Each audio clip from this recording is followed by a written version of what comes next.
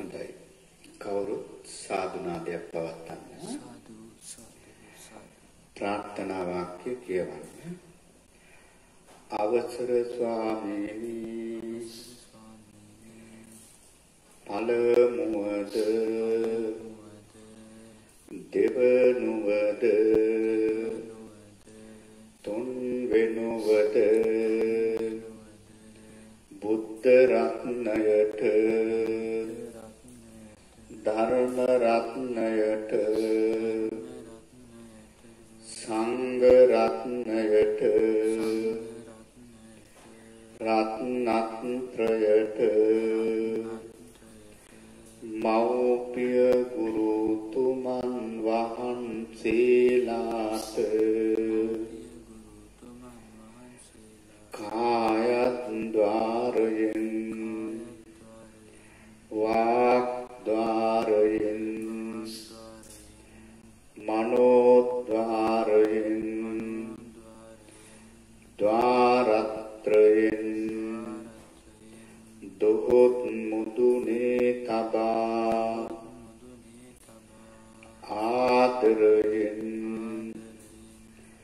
ගෞරවයෙන් භක්තියෙන් ප්‍රේමයෙන් චිත්ත ප්‍රසාදයෙන් නිහතමානීව වැඳ නමස්කාර කිරීමේ කුසල චේතනාවේ ආනුභාවයෙන් සසර සැරි සරණ තුරා නරකාදී සතර අපායෝත්පත්තියෙන්ද ත්‍රිවිධ සත්ව විනාශයෙන්ද අෂ්ට දුෂ්ටක්ෂණයෙන්ද පංචවිධ අන්තරාවෙන්ද සම්පූර්ණයෙන් සදහටම අත මිදෙම්වා ස්වාමීනි අන්තිම ආත්ම භාවයේදී මාර්ගඵල නිර්වාණ ධර්මය සුවසේ අවබෝධ වේවා. සාදු සාදු සාදු. හොඳයි. ආදී අට්ඨමක සීලය සමාදන් වීම සඳහා නමස්කාරය කියනවා. නමෝ තස්ස භගවතු වරහතෝ සම්මා සම්බුද්දස්ස. නමෝ තස්ස භගවතු වරහතෝ සම්මා සම්බුද්දස්ස. නමෝ තස්ස භගවතු වරහතෝ සම්මා සම්බුද්දස්ස. බුද්ධං සරණං ගච්ඡාමි. ධම්මං සරණං ගච්ඡාමි. සංඝං සරණං ගච්ඡාමි. ဒုတိယံ පි බුද්ධං සරණං ගච්ඡාමි. ဒုတိယံ පි ධම්මං සරණං ගච්ඡාමි. ဒုတိယံ පි සංඝං සරණං ගච්ඡාමි. တတိယံ පි බුද්ධං සරණං ගච්ඡාමි. တတိယံ පි ධම්මං සරණං ගච්ඡාමි.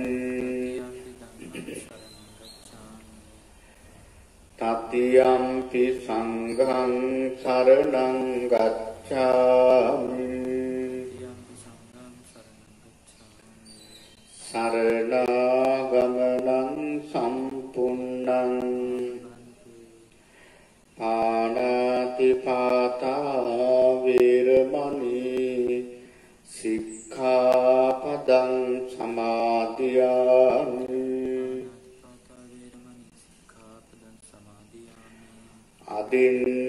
අදින්නාදානා වේරමණී සික්ඛාපදං සමාදියාමි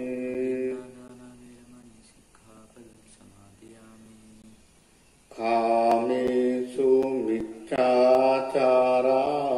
වේරමණී සික්ඛාපදං සමාදියාමි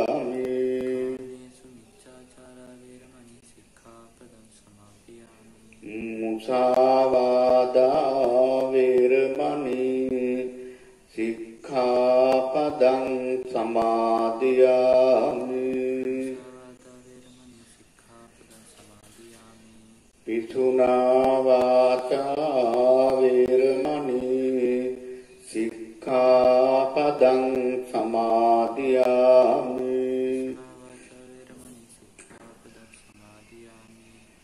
පරුසා වාචා වේරමණී සික්ඛාපදං සමාදියාමි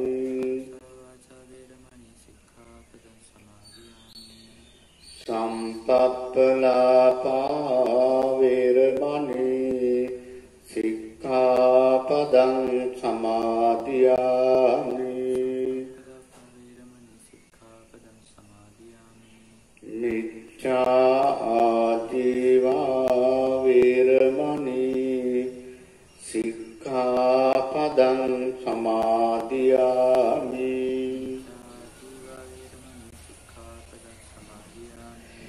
තිසරණේන සත්තිං ආජීව අට්ඨමක සීලං ධම්මං සාදුකං සුරක්ඛිතං කତ୍වා අප්පමාදේන සම්පාදේ තබ්බං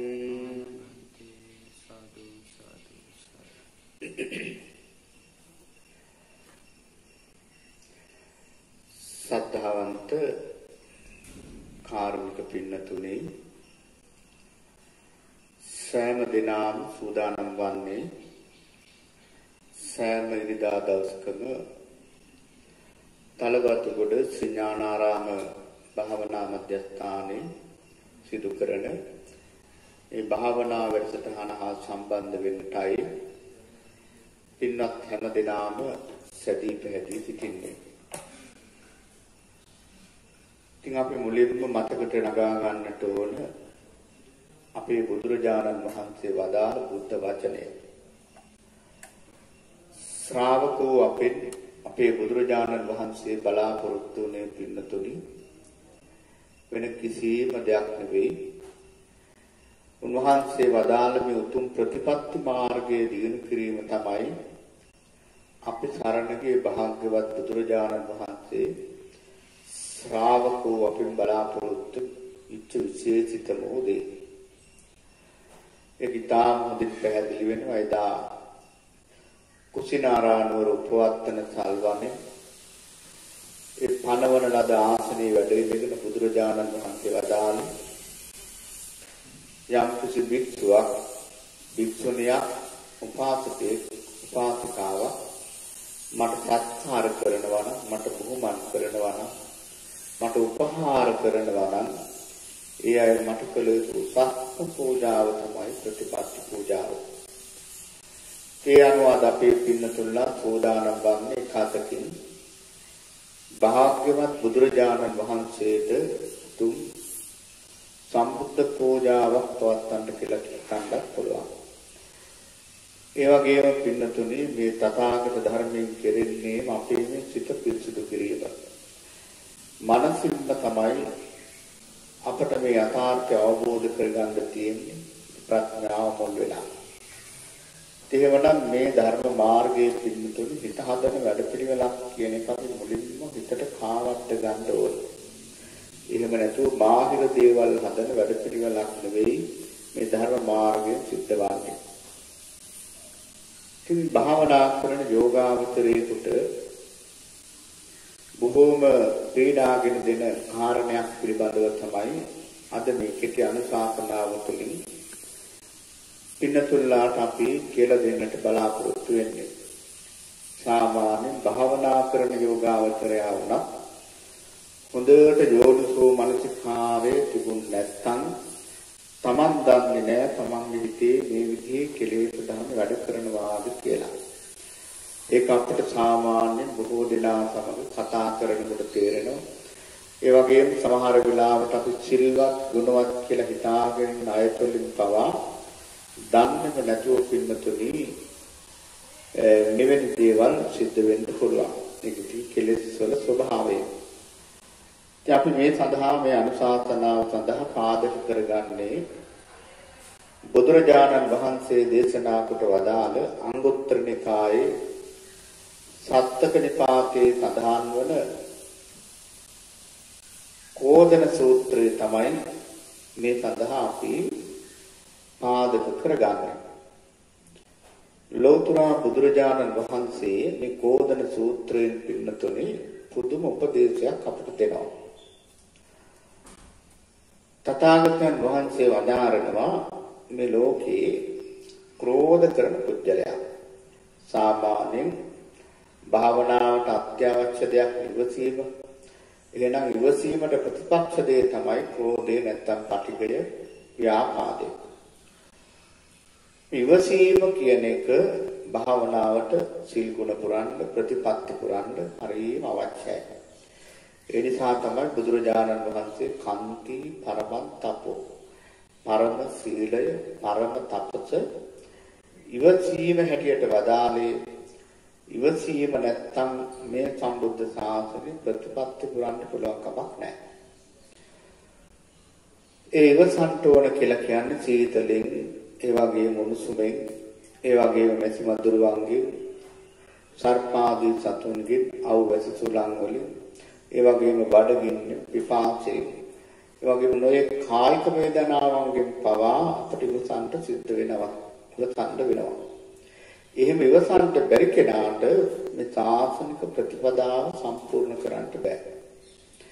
මේ කෝදන සූත්‍රයේ බුදුරජාණන් වහන්සේ වදාරනවා මහණෙනි යෝගාවචරයේකට අත්‍යවශ්‍ය වන ඉවසීමට විරුද්ධ ධර්මය වන මේ ක්‍රෝධය උත්සන්න වුණාම ඒ පුද්ගලයා සාන්දෘෂ්ටිකවම ඒ ආත්මයේදීම ඒ ජීවිතයේදීම කෙලසීමටපත් වෙනවා. දැන් පින්නතුලා දානවා ක්‍රෝධයේ බහුලව තියෙන කෙනෙකුට සුගතිගාමී වෙන්න බෑ. ඒක පරලෝ ජීවිතේනේ.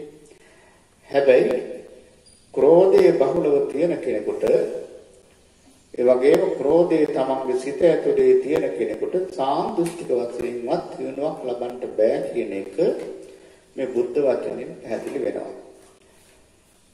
ඉතින් මේ ක්‍රෝධ කරන පුද්ගලයාගේ ස්වභාවය දැන් පින්නතර දන්නවා අපි ඒකත් දැනගෙන හිටියොත් හොඳයි. ඉතින් දැන් මේ ව්‍යාපාදයේ තරහ මේ එකම දේශ චෛතසිකය. මේ විවිධාකාර විදිහට ඒ අවස්ථාන රූපීව ඒ ක්‍රෝධයේ අවස්ථාව අනුව විවිධ නම් තියෙනවා. දේශේ කියනවා, ව්‍යාපාදේ කියනවා, තරහව කියනවා, පටිඝය කියනවා. ඊළඟට පින්නතුනි මේ විදිහට බද්ධ වෛරාදී වශයෙන් කියනවා.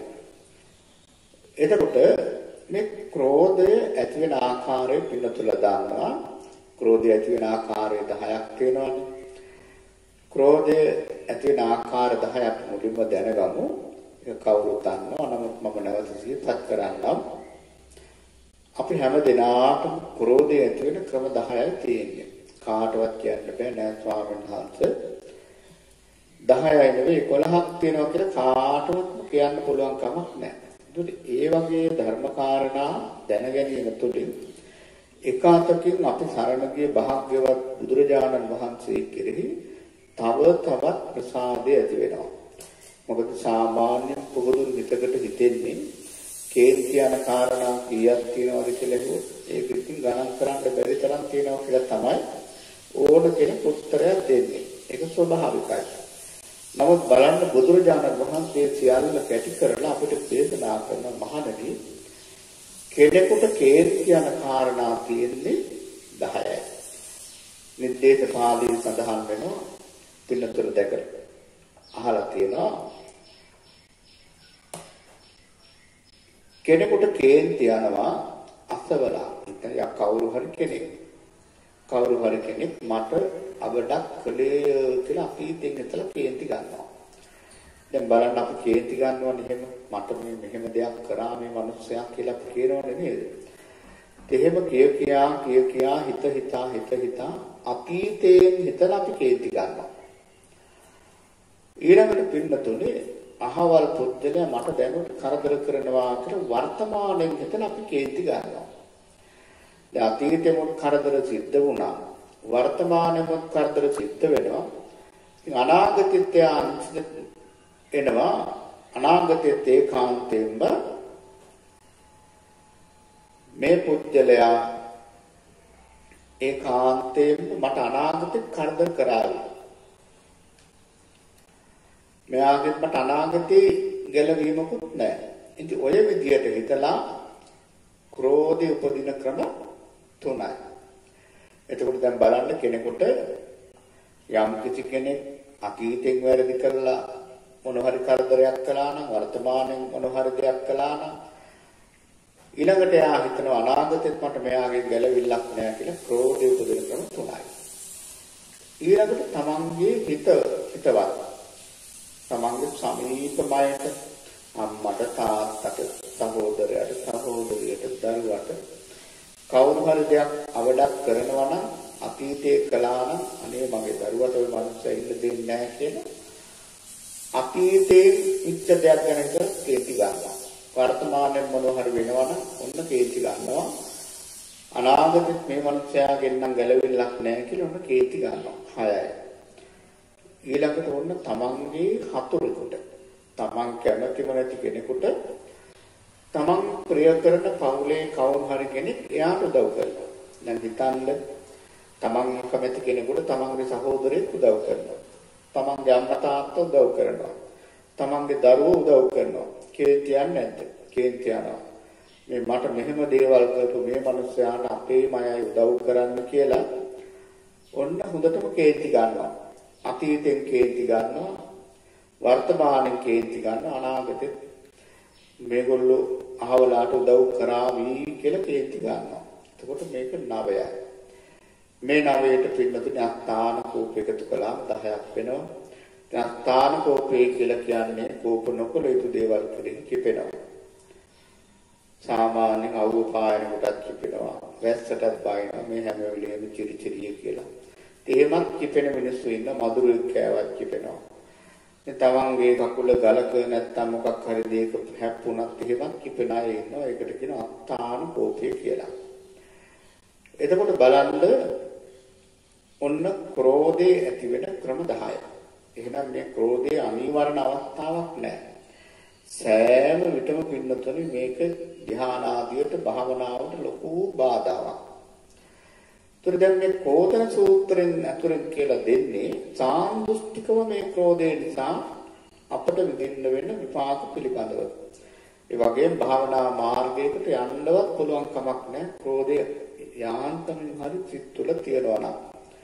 ඉතින් බුදුරජාණන් වහන්සේ වදාारण මහණෙනි මේ භයානක ක්‍රෝධය හිතේ හටගත්තම දැන් කාට හරි කෙනෙකුට ක්‍රෝධ කරනවා නම් ඒ ක්‍රෝධ කරන පුද්ගලයා විරූපී වේවා කියලා නිතර හිතනවා.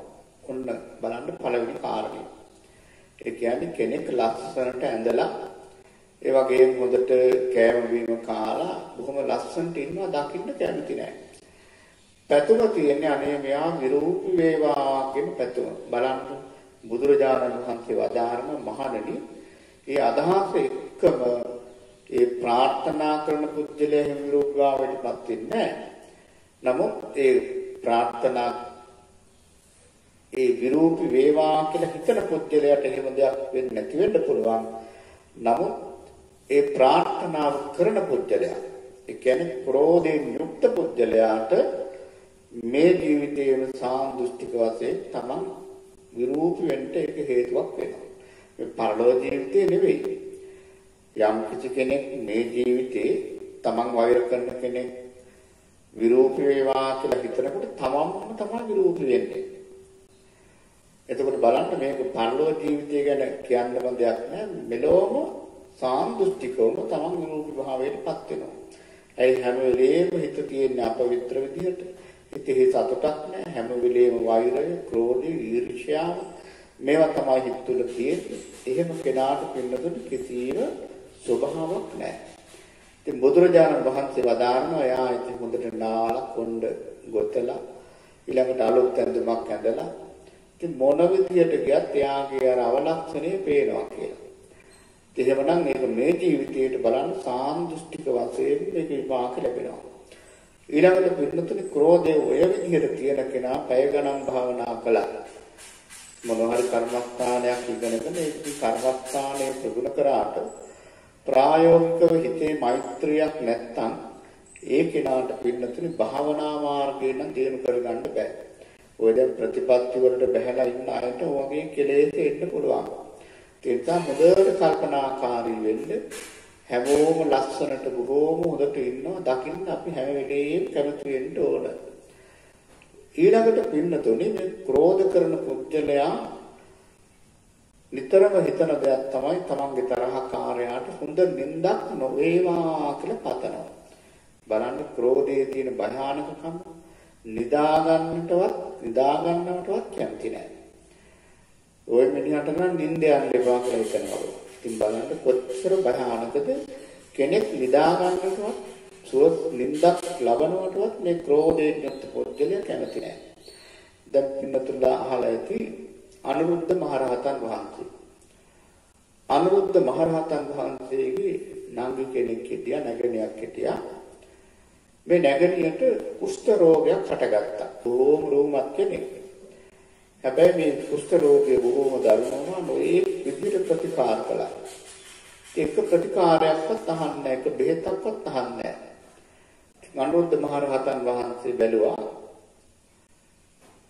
මොකද උන්වහන්සේ දිවස්ලාභයෙන් නැගතන්පත් උන්වහන්සේ බැලුවා මේ අපේ නැගණිය මොන හරි අකුසලයක්වත් කළා තියෙනවා. බලනකොට දැක්ක අකුසලේ. මොකක්ද අකුසලේ? ඒක ජීවිතයක රජ කෙනෙකුගේ අන්තපුරයේ නැගණිය හිටියේ. තව ලස්සන දේවීන් වහන්සේ නමක් හිටියා කාන්තාවක්. මේ කාන්තාවට පුදුම විදිහට ඊර්ෂ්‍යා කළා. ඉතින් මොන විදිහටවත් ඉන්නවට ඇය කැමති වුණේ නැහැ. ඉතින් මොකද කරන්නේ? රැයට නිදා ගන්න යනකොට හොඳ නිින්දක් නොවේවා කියන පැතුමෙන් මේ ඇඳේ මොන හරි කහන වර්ග කහබුලියා වගේ දෙයක් ගාලා එනවා. ඉතින් අර තැනත් නිදා ගන්න ගිහිල්ලා ඉතින් කහනවා නැගිටිනවා ආය දඟලනවා. ඉතින් අර මේ කහබුලියා දාපු මේ නැගිටිය පැත්තකට වෙලා බලාගෙන හොඳ වැඩේ කිය සතුටින් ඉන්නවා. ඉතින් ඒක විපාක විඳලා අන්තිමට මේ අනුරුද්ධ මහරහතන් වහන්සේගේ නැගණිය වෙලත් විපාකේ දුන්නා. ඒ වෙලාවේ අනුරුද්ධ මහරහතන් වහන්සේ බැලුවා දැන් මේ කර්මය ගෙවිලා ඉවරයි. ඉතින් මේ තැනට මේකෙන් ගැලවෙන්න හොඳම අවසාන පුණ්‍ය කර්මයක් කියලා දෙන්න ඕන කියලා කිව්ව නැගණිය මේ ඔබගේ තියෙන සියලුම ආභරණ මිල කරා. ඒ මිල කරලා මහා සංඝයා වෙනුවෙන් දාන ශාලාවක් හදන්න. එහෙම වුණොත් ඔබට ගැලවෙන්න පුළුවන්. ඒ විදිහටම කළා. සංඝයාට දානශාලා පූජා කරන දවසේ මේ නැගණියගේ හැම ප්‍රකෘති තත්වයටමපත් වුණා. එහෙමනම් පින්නතුනේ බලන්න ක්‍රෝධයෙන් යුක්ත පුජ්‍යලයා අන් අය නිදා ගන්නටවත් කැමති නැහැ. හැබැයි එහෙම හිතනකොට Tamanටම තමයි නිින්ද යන්නේ නැත්තේ. දැන් බලන්න අපේ හිතට තරහක් ඇති වුණාම අපිට හොඳට නිින්ද යනවා. සුවසේ නිින්දක් නැහැ. අර කේන්තියමයි හිතට එන්නේ. තේකමයි හිතට එන්නේ තී නිින්දක් නැහැ. ඉතින් බලන්න දැන් කෙනෙකුට නිින්ද නොයාවා කියලා පතනකොටම අපේ හිත අපවිත්‍ර වෙනවා. ඒ නිසා ඒ හිතන කෙනාටමයි නිින්දක් නොයන්නේ. ඔන්න බලන්න සාන්දෘෂ්ටික වශයෙන් ඒ විපාකේ නැහැටි. ඉතින් පරලෝ වශයෙන් කියන්නම දෙයක් නැහැනේ. ඉතින් භාවනා කරන යෝගාවචරයෙකුට උනත් ඔය වගේ සිතුවිලි ඇති වෙන්න පුළුවන්. ඊළඟට පින්නතුනේ මේ ක්‍රෝධයෙන් යුක්ත පුජ්‍යලයා නිතරම හිතන දෙයක් තමයි තමන් ක්‍රෝධ කරන කෙනාට දැනගත්කමක් නම් ඇති වෙන්න එපා කියලා හිතනවා. ඒ කියන්නේ ඉගෙන ගන්නවට කැමති නැහැ. ඒ ක්‍රෝධයේ හිතේ තියෙන කෙනා සමහර වෙලාවට සිල්වතුන් වෙන්න පුළුවන්. නමුත් සිල්වත්කම තිබුණාට පිළිතුරු ගුණවත්කම නැහැ. අර හිත පුරුදු කරලා නැහැ, හිත දිහා බලලා නැහැ. ඒ නිසා කෙනෙක් ඉගෙන ගන්නවට දැනුගත්කම් ඇති වෙනවට විරුද්ධයි. තරහයි. බලන්න මේ හිතක් කෙලසුනාම තියෙන භයානකකම. සමහර වෙලාවට පිළිතුරු මේ ක්‍රෝධය එන ආකාරය හිතා ගන්න බෑ. සමහර වෙලාවට ගුරුවරු උනත් තමන්ගේ ශිෂ්‍යෝ හොඳට ඉගෙන ගන්නවට කැමති නැති අවස්ථා එනවා. ඒක තමයි ක්‍රෝධයේ තියෙන භයානකකම. දන්නේම නැහැ. තමන්ගේ ශිෂ්‍යයන් උනත් තමන් ඉක්මවා යනවනම් ඊට වඩා දැනුගත්කම් හදා ගන්නවා නම් ගුරුවරුන්ට පවා මේ ක්‍රෝධය ඇති වෙන්න පුළුවන්. ඉතින් බලන්න එහෙම හිතන අවස්ථා තියෙනවා.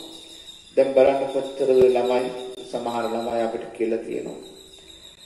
දැන් තමන්ගේ ඥාතීන්ගේ ගෙවල් වලට ලොකු ඉස්කෝලේ වලට යන්න ආපුවාම ඉතින් දැන් මොදේට ඉගෙන ගන්නවා නම් පාඩම් කරනවා නම් මොන ලයිට් ටෝක් කරනවා. ඉතින් මොයේ කරදර ගෙන දෙනවා. ඒ මොකද අර ඉගෙන ගන්නවට දැනුගත්කම් ඇති කර ගන්නවට කැමති නැහැ. ඉතින් මේවා අපි හොඳට තේරුම් ගන්න ඕන. මේවා තේරුම් ගන්න නැතුව යෝනිසෝ මනසිකාරයෙන් තොරව කටයුතු කරන්නේ නැතුව අපි ජීය දිනු කරනවා. එක එක කර්මස්ථාන ගැන හිතා කාලේ ගත කළාට හරියන්නේ නැහැ. මේ සියුම් දේවල් ගැන යෝගාවචරය අනිවාර්යෙන් හිතන්නට ඕන. දැන් මේකේ කර්ම තුනක් කියුණා. අවසාන කාරණේ එහෙම කියනකොට පින්නතුනට තේරෙයි අනේ එහෙම කාරණා එහෙම සිතුවිලි අපිටත් පහළ වෙලා තියෙනවනේ. අපි භාවනා කළාට සිත සමාදන් වුණාට පින්කම් වල යෙදුනට ප්‍රතිපත්තියේ නියුණාට අපිත් දන්නේම නැතුව මේ වගේ සිතුවිලි අපේ සිත්වලටත් එනවනේ කියලා කෙනෙකුට හිතෙයි. එහෙම හිතෙනවා නම් ඒක තමයි පින්නතුන දිනුව. අනේ මම මේක වහාම නැති කර ගන්න ඕන කියලා. කෙනෙකුට දැනෙන්න ඕන මේ දේශනා අහනකොට. ඒක තමයි මේ බණ ඇසීමේ තියෙන ප්‍රතිඵල. ඊළඟට බලන්න මේ ක්‍රෝධයෙන් යුක්ත පුද්ගලයා තමන් ක්‍රෝධ කරන කෙනා කෙරෙහි හිතනවලු ඔය මිනිහට නම් හරියන්න එපා. ඕගොල්ලන්ට හරියන්නේ නැහැ. එහෙම හිතනවලු. එහෙම හිතන අවස්ථා ක්‍රෝධ කරන පුද්ගලයාට අනිවාර්යෙන් නැති වෙනවා. ඒ කියන්නේ යාගයක් හැදුවොත් කැමති නැහැ, වාහනයක් ගත්තොත් කැමති නැහැ. එයාගේ දුවදරුවෝ ඉගෙන ගන්නවට කැමති නැහැ. හරියනවට මොන ක්‍රමයකින්වත් කැමති නැහැ. එතකොට බලන්න පින්නතුනි දැන් මේ ක්‍රෝධයේ හිතේ තියෙනකොට බලන්න තමන්ගේ හිත දිහා චුට්ටක්. තමන්ගේ හිත මොන තරම් අපවිත්‍ර වෙලාද නේද? තමන්ගේ හිත විශාල වශයෙන් අපවිත්‍ර වෙලා කුණු කන්දල් ගොඩක් තමන්ගේ හිත තුළ තියෙන්නේ. තමන් ලොකු ප්‍රාර්ථනා තිබුණාට ධර්මය ඉගෙන ගන්නවා නොඑක් දේවල් අදිෂ්ඨාන තිබුණාට දැන් බලන්න කෙනෙකුට දැනුගත්කම් ඇති නොවේවා කියලා හිතනකොට මෙතනින් එහාට කතා කරන්න දෙයක් නැහැ. දැන් පින්නතුනි මේකේ තියෙන භයානකකම තමයි ධර්මයේ ගැනීමේදී පවා කෙනෙකුට උහුම ඇති වෙන්න පුළුවන්. අනේ මට විතරයි මේක දැනගන්න මට මේක ඉගෙන ගන්න ලැබුණොත් හොඳයි. අන් අයට අහවලාට මේක මේ විදිහට නොතේරෙනවා කියලා හිතෙන්න පුළුවන්. ඒ සිත්වල ස්වභාවය. දැන් ඒ සාමාන්‍යයෙන් අපිට ඒක තේරෙන්නේ නැහැ. දැන් කෙනෙක් හොඳට ධර්ම ඉගෙන ගන්නකොට කෙනෙක් හිතන්නේ ආරයට නම් පුළුවන් මට බෑ. ඉතින් හරි වැඩේ. ඉතින් ඔය අවස්ථාවල පින්නතුණු Taman දන්නේම නැතුව ඒ ක්‍රෝධය ඇති වෙන අවස්ථා තියෙනවා. ඊළඟට බුදුරජාණන් වහන්සේ වදාරනවා එහෙම හිතනකොට ආරයට හරියන්න එපා කියලා හිතනකොටම Tamanට තමයි ඒකෙන් විපතක් සිද්ධ වෙන්නේ සාන්දෘෂ්ටික වශයෙන්. ඊළඟට ක්‍රෝධ කරන පුද්ගලයා කෙරෙහි මෙහෙම හිතනවාද අනේ ඔය පුද්ගලයාට ඔය මනුස්සයාට ඔය තනත්තාට කීර්ති ප්‍රශංසාවක් නම් නොවේවා කියලා පතනවා. දැන් බලන්න කීර්ති ප්‍රශංසා ඉවසන්නේ. දැන් කෙනෙක් ගැන වර්ණනා කරනවා ඔයා බොහොම හොඳයි ධර්මයට තහන වාඩි වෙලා ඉන්න ඉරියව්ව හොඳයි. ඉතින් මේ විදිහට ප්‍රශංසා කරනකොට ඒක ඉවස ගන්න බැරුව කෙනෙක් ඉන්නවනම් එයා හිත අපවිත්‍ර වෙනවා. බලන්න ක්‍රෝධ කරන පුද්ගලයාටමයි ඒකේ ප්‍රතිපාක විඳින්න වෙන්නේ. සාමාන්‍ය පරලෝක වශයෙන් හිතා ගන්නවත් බෑ. හැබැයි සාන්දෘෂ්ටික වශයෙන් එයාට මහා විපතකට මුහුණ දෙන්න සිද්ධ වෙනවා. ඒකෙන් ක්‍රෝධ කරන පුජ්‍යලයාම පරිහානියටපත් වෙනවා. දැන් බලන්න අපේ බුදුරජාණන් වහන්සේගේ ගුණ ගෝසාව දෙව්ලෝ බඹලෝ දක්වා වීදී ගියා.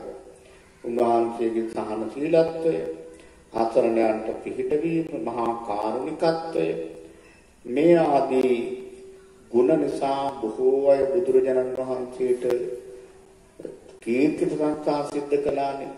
නමුත් මේ කීර්තිය ප්‍රශංසාව ඉවස ගන්නට බැරි වුණු බුදුරජාණන් වහන්සේට වෛර කරපු තරහකාරයෝ කොච්චර තිබුණාද? පින්නතුනේ උන්වහන්සේට කරන්න දෙන හැම චෝදනාවක්ම කරා. විනීමරුවෙක් කිව්වා, ස්ත්‍රී දෝෂකයෙක් කිව්වා. ඒවට නොයෙක් විදිහ අපරාධ කරලා බුදුරජාණන් වහන්සේවට සම්බන්ධ කරන්න දැඟලුවා. බලන්න, ඒ ක්‍රෝධයෙන් යුක්ත පුජ්‍යලයාමයි වෙනසුනේ. දැන් බලන්න කිංච මානවිකාව චෝදනා කරා ඒතනත්තේ වෙනසුණා. ඊළඟට තව නොයෙක් අය බුදුරජාණන් වහන්සේ කෙලසන්ට විනාශ කරන්නට ආවා. ඒ දේ සිද්ධ වුණේ නෑ. සාන්දෘෂ්ටික වශයෙන් ඒ තම මහා විනාශයකට ලක් වුණා. එහෙමනම් ක්‍රෝධයෙන් යුක්ත පුජ්‍යලයාගේ හිතේ අපට සමත්යක් හැටියට පැහැදිලි වෙනවා හැම වෙලේම සිත තියෙන අපවිත්‍රව. පිරිසිදු හිතක් නෑ. නෙළුම් මලක් වගේ පිරිසිදු හිතක් ඒ පුජ්‍යලයන් නෑ. එහෙම කෙනාට මොන කර්මස්ථානාචාරින් වහන්සේගෙන් ඉගෙන ගත්තත් එයාට ප්‍රතිඵල ගන්න නම් අමාරුයි. ඊළඟට බුදුරජාණන් වහන්සේ වදාරනවා මේ කෝදන සූත්‍රයේදී ක්‍රෝධ කරන පුජ්‍යලයා නිතරම හිතන දෙයක්ලු. ඒ තමන් ක්‍රෝධ කරන කෙනා ඔය මනුස්සයා තනි වෙන්නමයි යවන. එහෙම හිතන අවස්ථා තියෙනවනේ නේද? අපි දන්නේම නැහැ. බලන්නකෝ එයාට වෙන්නදී මම අද කිව්වා කියලා හිතාගන්න ඔය මිනිස්සුන්ට කවදා හරි වතුර ටිකක්වත් දෙන්න කෙනෙක් නැති වෙනවා. මේ ප්‍රතිපත්ති පුරණ අය රටවල් වලින් ඕගේ වචන එළියට එන්න පුළුවන්. එතකොට බලන්න එතන හිත යට තියෙන්නේ මොකද්ද? ක්‍රෝධය. ක්‍රෝධයක් නැතුව අපි නම් කාටවත් වෛර කරන්නේ අපි තරහ කරන්නේ. තරහක් අපේ නෑ. අපේ පාඩුවේ අපි ජීවත් වෙනවා කියන ගමම්ම කියනවා. හැබැයි ඉතින් ඔය පුද්ගලයෝ කවදා හරි තනි වෙනවා. ඔය අයට වතුර ටිකක්වත් දෙන්න කෙනෙක් නම් වන්නම් හිතන්නේ ඉඳී කියලා. එහෙම කියන අවස්ථා කොච්චර තියෙනවද? ඉතින් භාවනා කරන අය. එහෙමනම් පින්නතුනේ භාවනාවක් සාර්ථක වෙයිද?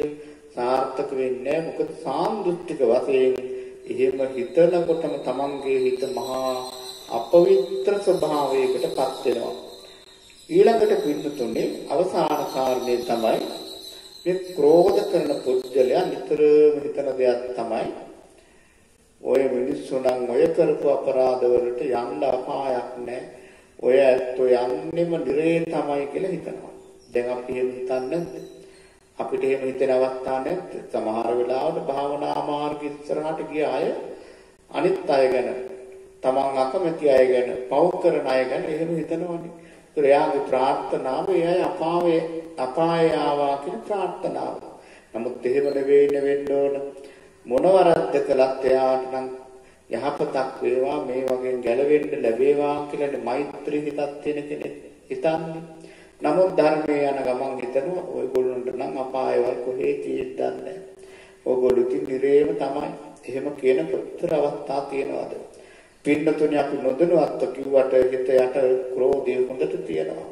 එතකොට බලන්න හිත යට ඔහොම ක්‍රෝධය තියෙන කෙනෙක් කොට ඒකාන්තයෙන් මේ ජීවිතයේදී භාවනා මාර්ගය සාර්ථක කරගන්න බෑ. එහෙමනම් භාවනා මාර්ගය සාර්ථක කරගන්නට නම් හිත පවිත්‍ර වෙන්න ඕන. දැන් බලන්න සමහර කෙනෙකුට දැනෙනවා හිතෙනවා මම ඒකයි මුලින්ම කිව්වේ අපි නම් කාටවත් ක්‍රෝධ කරන්නේ කිව්වට ඔයගේ වචන එළියට එනවා නම් හිත තුල හොඳටම ක්‍රෝධය තියෙනවා. ඒ නිසා මේවා හොඳට හිතට ගන්න ඕන. මේ ක්‍රෝධය කියන එක ඇති වෙන්න පින්නතුනේ මහා දේවල් ඕන නෑ. පුංචි දේවල් ඇති ක්‍රෝධ කරන්න. දැන් බලන්න එදා ගෝසිතාරාමේ ඇතිවෙච්ච කලබලය බුදුරජාණන් වහන්සේ වැඩ ඉන්න කාලේ ගෝසිතාරාමේ වැඩ හිටපු ස්වාමීන් වහන්සේලා අතර ලොකු ගැටලුවක් ඇති වුණානේ. ගැටලුව මොකද්ද? එක ස්වාමීන් වහන්සේ නමක් උන්වහන්සේ වැසිකිළියට ගිහිල්ලා ඒ වැසිකිලි බඳුනේ ඒ වාදනේ වතුර චුට්ටක් ඉතුරු කරලා උන්වහන්සේට ඒක විතර කල්පනාවක් නැතුව ඉතුරු කරලා උන්වහන්සේ එළියට ආවා. ඊළඟට වැසිකිලියට ගිය ස්වාමීන් වහන්සේ දැක්ක වතුර වාදනේ වතුර ස්වල්පයක් ඉතුරු වෙලා තියෙනවා. ඒකෙත් විනය නියමයක් අනුව ඒක වැරදි වැඩක්. හැබැයි ඒක චූටිම චූටි ශික්ෂාපදයක්. සාමාන්‍ය හරි 227ටවත් අයිති වෙන්නේ නැති දුෂ්කරයක් තරම් පුංචි ශික්ෂාපදයක්. නමුත් අර වැසිකිලි දෙවෙනියට වැසිකිලියට ගිය ස්වාමීන් වහන්සේ එළියට ඇවිල්ලා ඇහුවා කවුද මට කලින් වැසිකිලියට ගියේ? ඉතින් අර වැසිකිලියට ගිය ස්වාමීන් වහන්සේ මම වැසිකිලියට ගියේ. ඔබ වහන්සේ ලොකු වරදක් කරලා තියෙනවා.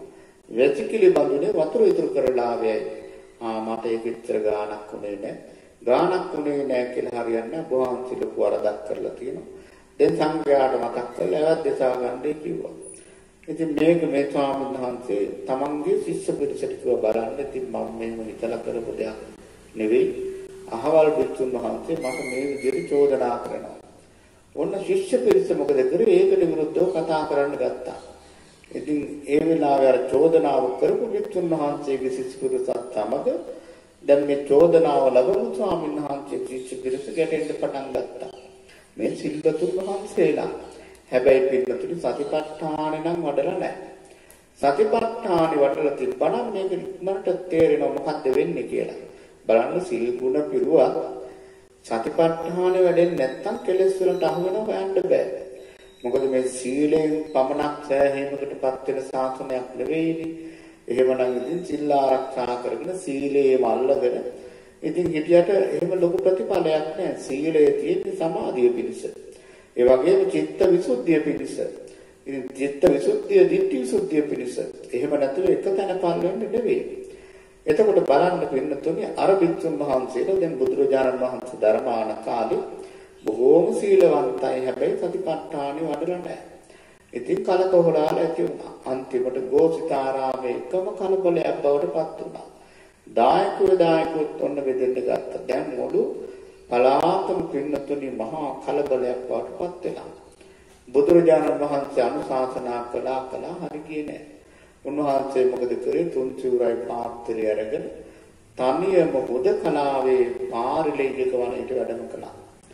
ඒ පාරිලේයක වනයේට වැඩම කරාම පාරිලේයක වනේ ඇත්‍රාදී කිටිය මේ ඇතා පිරිසෙන් ඉන්න බෑ කියලා හුදකලාවේ ඉන්න ඇතෙක්. ඉතින් දැන් බුදුරජාණන් වහන්සේ කල්පනා කරන දැන් මේ ඇතත් පන් වගේමයි. මේ ඇතත් පිරිසෙන් ඉන්න බෑ කියලා තමයි දැන් මේ තනියෙන් ඉන්නේ මාත් එහෙමයි. ඉතින් මේ ඇතා තමයි උපස්ථාන කළේ. දැන් ඉතින් ගෝස්තාරාමේ මේ කලබලේ තාම නැති නතර වුණේ මූලික හේතුව අර පුංචි වතුර ටිකක් ඉතුරු වෙච්ච එක. ඕක අයින් කරලා දැම්මනම් ඕක කිසි ගැටලුවක් ඇති වෙන්නේ නැහැ. අර බලන්න සතිපට්ඨානෙ නැහැ, සිහිය නැහැ, ඉවසීම නැහැ. අන්තිමට මොකද වුනේ? දායක පින්නතුල කල්පනා කළා මේ වැඩේ හරියන්නේ අපට මහා ලාභයක් සිද්ධ වුණා. භාගතුන් වහන්සේ හුදකලා වාසයට වැඩම කළා. අපි මේ භික්ෂුන් වහන්සේලාට මේක කියලා දෙන්න ඕන. මේක දැනෙන විදිහට අපි දාන දෙන්නේ නැහැ. දාන දෙන්නේ නැතුව එමු. හැමෝම කතා වෙලා භික්ෂුන් වහන්සේලාට දැනුම් දුන්න හෙට ඉඳලා ඔබ වහන්සේලාට පිළිපාති නැත. පිළිපාති අපි දෙන්නේ නැහැ. ඉතින් දැන් දවස් දෙකක් ගියා වැඩේ හරියන්නේ. ඔන්න නිකම්ම පාරිලේයක වනේ පැත්තට මේ ස්වාමීන් වහන්සේලාට යන්න සිද්ධ වුණා. බුදුරජාණන් වහන්සේගෙන් සමාව ගත්තා. ඉතින් සමුදේකටපත් වුණා. එතකොට බලන්න තුන් ලෝකාග්‍ර වූ බුදුරජාණන් වහන්සේ වැඩ ඉන්න කාලේ ඉතින් මේ වගේ ගැටලු ඇති වෙලා තියෙනවා. අර ගැටෙන අරමුණක් හම්බුනහම අයෝනිසෝ මනසිකාරයෙන් මේක හිතනවා. එතකොට වෙන්නේ අර අක්කොච්ච මං අවදි මං අජිනි මං අහසි මේ කියන විදිහට මට බැන්නා, මට ගැහුවා, මාව පැරැද්දුවා, මට මෙහෙම කරා, අරම කළා. ක්‍රෝධ ගෙන්න ඇවිලෙන මිස නිවීමකට යන්නේ නැහැ. ඒ නිසා පින්නතුනි මේවා හොඳට තේරුම් අරගෙන භාවනා කරන යෝගාවචරේ භාවනා කරන්න ඕන.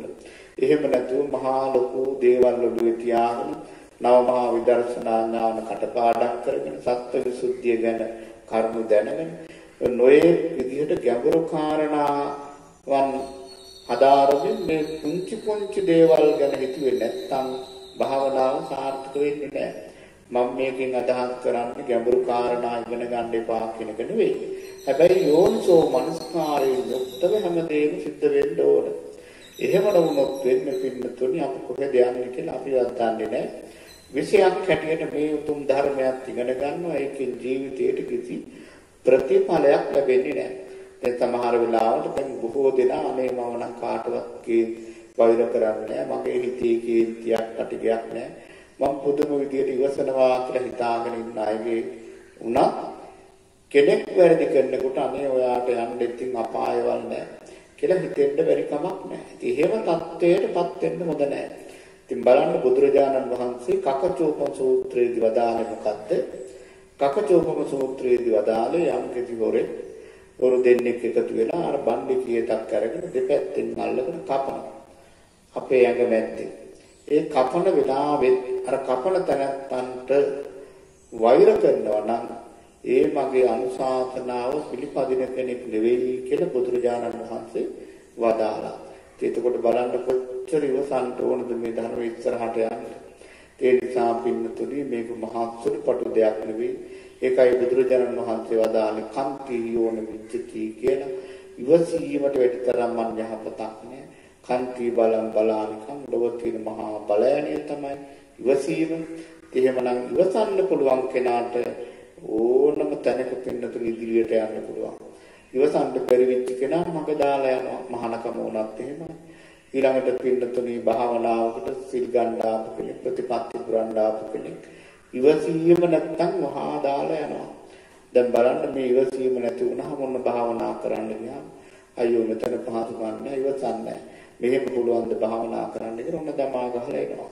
එතකොට බලන්න ඉවසීම තියෙනවා නම් ඔය බාහිරින් ලැබෙන ඔය හැම වදුරක්ම දැන් සමහරු දැන් බලන්න භාවනා කරන්නේ එතන බෑ භාවනා කරන මధుරව වැඩි. අර බලන්න මధుරෝන්ගේ පීඩා ඉවසන්න ඕන. ඒ වගේම නොයෙක් නිന്ദා අපහාස කරන දේවල් ඉවසන්න ඕන. ඒ ඉවසීම කෙනාට තමයි පින්නතුනේ සැබෑම ඉවසීමක් තියෙන යෝනිසෝ මනසිකාරයේ තියෙන කෙනාට තමයි මේ ධර්ම මාර්ගයේ සාක්ෂාත් කරගන්න හැකියාවක් තියෙන්නේ. එහෙමනම් අපේ පින්නතුන්ලා මේ කාරණේ හොඳට මතක තියාගන්න. වෛරය ක්‍රෝධය කියන එක වහාම අපි අයින් කරන්න පුරුදු වෙන්න ඕන. ඉතින් අපට නොයෙක් අපි අකමැති දේවල් වලට මුහුණ දෙන්න සිද්ධ වෙන්නේ. ඉබේ සිද්ධ වෙන දේවල් නෙමෙයි අපිත් ඒවට වග කියන්න ඕන. අපිත් වග කියනවා කියලා කියන්නේ ඉතින් අපි ඉපදිච්ච නිසා තමයි අපි අකමැති දේවල් අපිට මුණ ගැහෙන්නේ ගැටෙන අරමුණු හම්බෙන්නේ. ඒ ගැටෙන අරමුණ තුල පින්නතුනේ නොගැටී ඉන්නට අපිට ශක්තිය තියෙනවා නම් අන්න යා ධර්මයේ තුල ජයග්‍රහණය කරන පුද්ගලෙක් බවට පත් වෙනවා. එහෙමනම් පින්නත් හැමදෙනාටම මේ ධර්ම කාරණා ටිකත් පිටියේ තියාගෙන අද දවසේ ඊටාම සාර්ථක අන්දමින් ගත කර ගන්නට තුරුණුවන්ගේ ආශිර්වාදය ලැබේවා වැඩේවා කියලා ප්‍රාර්ථනා කරනවා. ධානාපාන සති කර්මස්ථානේ දිනු කරන කෙනෙක් මේවා දැනගෙන ඉන්න ඕන. මොකද හිතේ නොයෙක් ක්ලේශ ධර්මයන් පළපැදියම් වෙලා තිබුණොත් තන්පත් වෙලා තිබුණොත් කොච්චර ව්‍යායාම කරත් එක්ක දේශයක් නැත්තම් මොනවා හරි ක්‍රමයකට හිත වික්ෂිප්ත වෙන ධර්ම තමයි වැඩ කරන්නේ. නිසා මේවා හිත තිහැ හොඳට හාර බලමින් හිතේ තියෙන අඩුපාඩුකම් මගහරවා ගන්න තමයි පින්නතුනි මේ පුංචි අනුශාසනාවන් සිද්ධවන්නේ. ඒ නිසා ආනාපාන සති කර්මස්ථානේ තා හොඳින් දිනු කරන්න.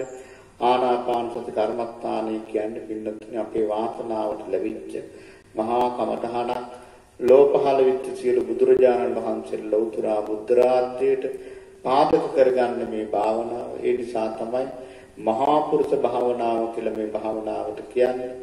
ඒ විතරක් නෙවෙයි පින්නතුනේ මේ ස්වාභාවික හුස්ම රැල්ල Taman ළඟම තියෙන දෙයක් උපයෝගී කරගෙන අපිට අපි මේ භාවනාවෙන් ඉස්සරහට යන්න. දැන් මේ අම්මා කෙනෙක් තාත්තා කෙනෙක් භාවනා කරන කෙනෙක් හිතන්න ඕන. කුසලයේ කියලා කියන්නේ පින්නතුනේ අලෝභ දේශ සමෝහන. එහෙමනම් දානයක් දෙනකොට ලෝභ දේශ පොඩ්ඩක් ගෑවෙන්න බැරි කමක් නැහැ. ඒ වගේම බණක් අහනකොට උනත් පින්නතුනේ ඔය ද්වේෂයේ පැත්තට රාගයේ පැත්තට සනිකව ඉතින් යනවා. ඒක තමයි හිතේ ස්වභාවය. ඉතින් කෙනෙකුට මුදවට නීවරණ යටපත් කරලා කර්මස්ථානයේ තුලම ඉන්න පුළුවන් නම් ඒ කියන්නේ ආනාපාන සතිය තුලම හුස්ම රැල්ල තුලම ඉන්න පුළුවන් නම් පැය භාගයක් බලන්න එතන පහළ වෙන කුසල් සිත් මොනවද? සෝමනස්ස සහගත ඥාන සම්පයුක්ත අසංකාරික මහා කුසල් චිත්ත එක්ක උපේක්ඛා සහගත ඥාන සම්පයුක්ත අසංකාරික මහා කුසල් චිත්ත බලන්න කුසලයේ කියලා කියන්නේ අර සිහියෙන් හිටියානම් ඒක කුසලයක්. සිහිය එතන තියනවා නම් පින්නතුනි කෝච්චිය වගේ තමයි. එතන ඉඳලා සියලුම චෛතසික ධර්ම ඒ කියන්නේ සද්ධාව, විරිය, සමාධි, ප්‍රඥා සියලු කුසල චෛතසික පින්නතුනි මේ සතිය තියෙනවා නම් එතන තියෙනවා. එහෙමනම් පින්වත් හැම දිනම මේ භාවනා කරනකොට හිතන්න ඕනේ අනේ විනාඩි 5ක් මම මේ අරමුණේ හිටිය කියලා කියන්නේ ත්‍රි හේතු කුෂ්ඨ මහා කුසල රැස් කර ගන්නට ලැබෙන උතුම් අවස්ථාවක්. මේ විදිහට කල්පනා කරලා පින්නතුනි සිහිය දිනු කරන්න ඕන. සිහිය දිනු කිරීම තුළින්ම තමයි අපට යථාර්ථයට යන්න පුළුවන්කම ලැබෙන්නේ. සිහිය දිනු වුණාට පස්සේ දැන් මොකද්ද කරන්නේ? එතනින් එහාට මොකද්ද තියෙන්නේ? එහෙම ඕන නැහැ. සිහියම දිනු කරගෙන යන්න ඒක තමයි අවශ්‍ය වන්නේ. දැන් බුදුරජාණන් වහන්සේ සතිපට්ඨාන සූත්‍රයේ දේශනා කළා සතියෙන් එහාට යමක් කිව්වේ නෑනේ, දේශනා කළේ නෑනේ. දැන් අපේ අයට දවසක් විතර සිහියෙන් ඉන්න පුළුවන් වුණාම ඊළඟට මොකද්ද කරන්න ඕනේ? ඉතින් ඔය විදිහට ඊළඟට කරන දේමයි අහන්නේ. නමුත් ඒ සිහියෙන් ටිකට ඉන්න කල්පනාවක් නැහැ. එහෙම නෙවෙයි පින්නතුනි හැම මොහොතකම gedara dore වැඩ කරනකොට කන බොනකොට වැසිකිළියට යනකොට හැම මොහොතකම සිහියෙන් ඉන්න පුළුවන් නම් එයාට යථාර්ථේ කරා යන්න ඒකාන්තයෙන් පහසු වෙනවා. එහෙමනම් පින්නත් හැම දෙනාම ස්වභාවික හොස්පරැල්ලට මිට දාගෙන ඥානාපාන සති කර්මස්ථානේ වඩන්න. ආනාපාන සතිය මොන විදිහටවත් බැරි නම් මෛත්‍රී කර්මස්ථානේ හරි තමන් කැමැති කර්මස්ථානයක් ප්‍රගුණ කරන්න. ඒ තුලින් පින්නතුනි හිත සමාහිත වෙනකොට හිමීට හොස්පරැල්ලට හිත දාගන්න මහන්සි ගන්න.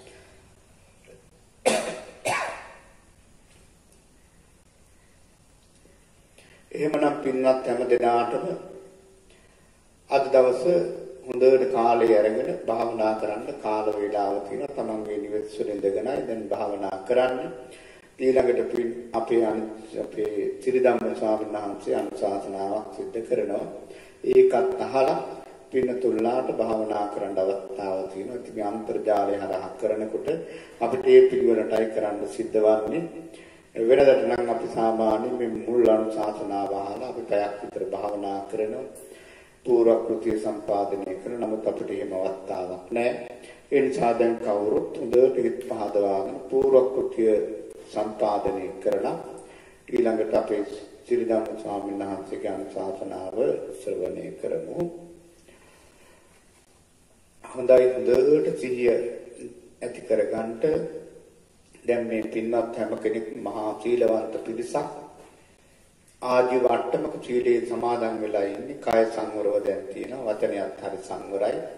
දැන් හිත සංවර කරගන්න තමයි හිතේ තියෙන නීවරණ යටපත් කරගන්න තමයි දැන් වෑයම් කරන්නේ. ඒ නිසා හොඳට සිහියෙන් ඉඳගෙන මාත් එක්ක එකටම මේ පූර්ව කෘත්‍ය සම්පාදනය කරමු. මේ හැම වචනයක් පාසාම සිහියෙන් හිටියොත් පින්නතුනි අත් දෙක පියාගෙන භාවනා කරන වෙලාවට ඒක අත්දැකක් බවට සැබෑම පූර්ව කෘත්‍යයක් බවට පත් වෙනවා. දැන් මෙතන සතර කර්මඨාම්ම සත්‍යයනා වෙනවා. සත්‍යයනාව කියන්නේ නිවන් දොරටුවක්. සමහර විටාගෙන මේ සත්‍යයනාව තේරුමක් ඇති දෙයක් කියලා එහෙම හිතන්න එපා. යටහත් පහත් පින්නතුනි බොහෝම සද්ධාවෙන් සත්‍යයනා කරන්න උන්. සත්‍යයනාව කියලා කියන්නේ කාන්තේම නිවන් දොරටු පහින් එකක්. ඒ නිසා දැන් මාත් එක්ක කවුරු බොහෝම සිහියෙන් යුක්තව මේ පූර්ව කෘත්‍ය සම්පාදනය කරමු. සාදු සාදු සාදු ස්වාමීනි භාග්‍යවතුන් වහන්සේ ඔබ වහන්සේ වාසනා සහිත සකල ක්ලේශයන් කෙරෙන් දුරු හිඳ රාගාදී කෙලෙස් අරසින්දලෝ හිඳ සංසාර චක්‍රයාගේ අවිද්‍යා ආදී කෙලෙස් අර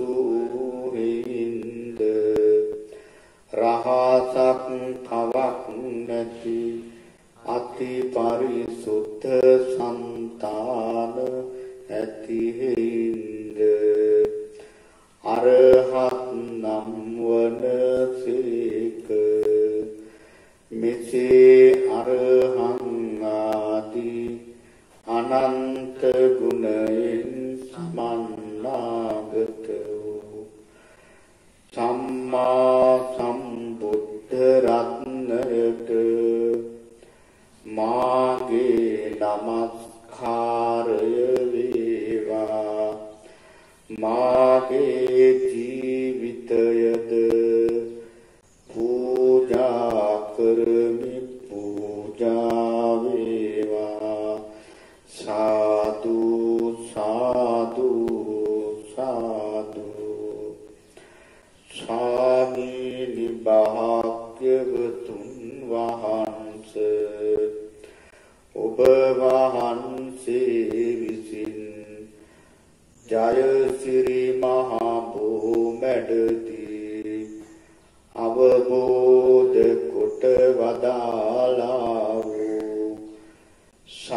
සපරියාප්තික නව ලෝකෝත්තර ශ්‍රී සද්ධර්ම රත්නය මුල මැද අග යහපත් බැවින්ද අර්ථ සම්පන්න ව්‍යංජන සම්පන්න සර්ව සම්පූර්ණ සුපරිසුද්ධ ශාසන බ්‍රහ්මචර්යාව ප්‍රකාශ වන බැවින්ද ස්වාක්ඛාත නම් වනසේක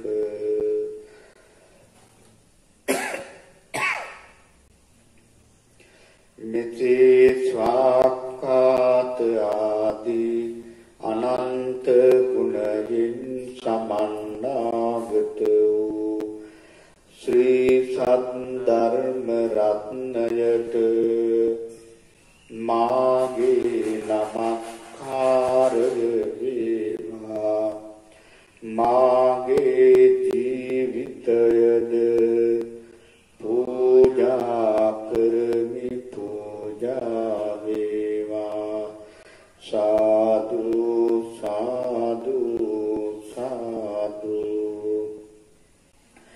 ස්වාමීනි භාග්‍යවතුන් වහන්සේ ඔබ වහන්සේගේ ශ්‍රාවක පුත්‍ර භාවයට පැමිණියා වූ අෂ්ටාර්ය පුඤ්ජල මහා සංඝ රත්නය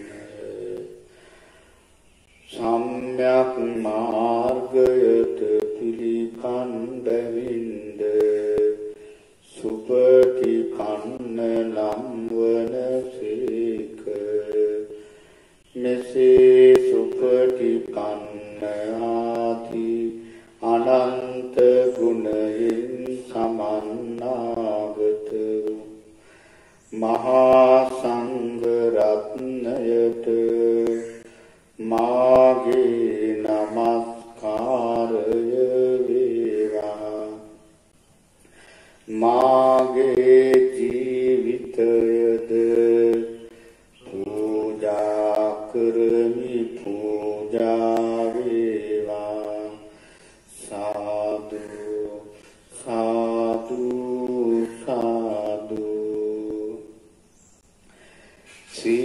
සීලාදී ගුණයෙන් ප්‍රිය වූද එසේම කරු සම්භාවනීය වූද අවවාද අනුශාසනා දෙන්නා වූද නපුරු වචන ඉවසන සුළුද ගැඹුරු දහම් කතා කියා දෙන්නා වූද අස්ථානයි නොයොදවා නිර්වාණ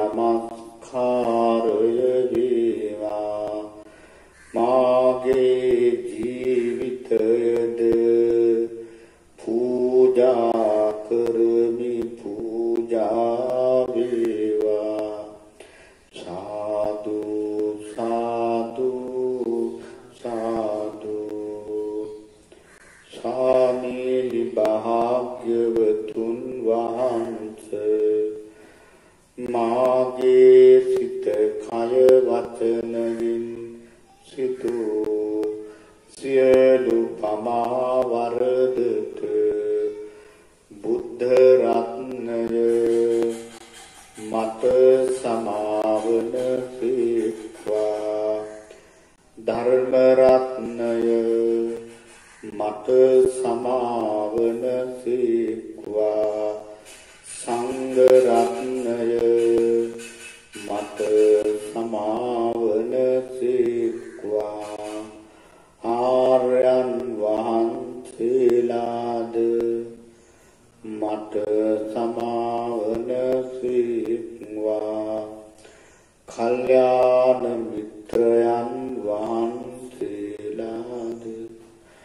මට සමාවන සීක්වා සාදු සාදු සාදු මම වෛර නොවෙමි තරහ නොවෙමි නිදුක් වෙමි නිරෝගී වෙමි සුවපත් වෙමි මාමින්ම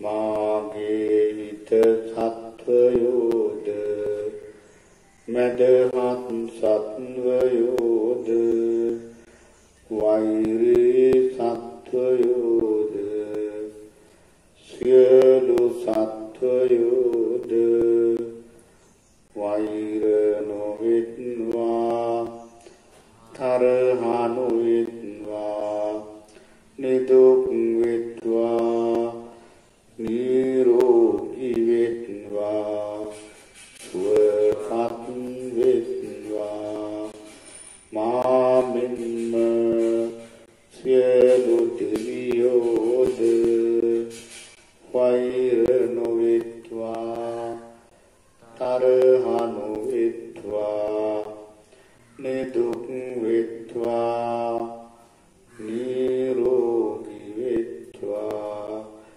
යහතින් අප රකිත්වා මාගේ මෙම ශරීරය රන් රිදී මුතු මැණික් වෛරෝණී ආදී වටිනා රත්නයන්ගෙන් සදුනක් නොව කිසිඳුම් නියදත් සම්මස් ආදී අතිශයින් පිළිකුල්ලු පරම දුර්ගන්ධ වූ දෙතිස් කුණපයකින් සතුනා වූ පිළිකුල් ශරීරයක් වේ පිළිකුල් ශරීරයක් වේ පිළිකුල් ශරීරයක් වේ සංස්කාරයෝ ඒකාන්තයෙන් අනිත්‍යයෝය ඇතිවීම නැතිවීම ස්වභාව කොට ඇත්තෝය ඉපිද නිරුද්ධ වන්නාහ ඔවුන්ගේ සංසිඳීම නම් වූ නිර්වාණය ඒකාන්ත සුවයක් වන්නේය මාගේ ජීවිතය අනියතයි මරණය නියතයි ජීවිතය අනියතයි මරණය නියතයි ජීවිතය අනියතයි මරණය නියතයි අනිත්‍ය වූ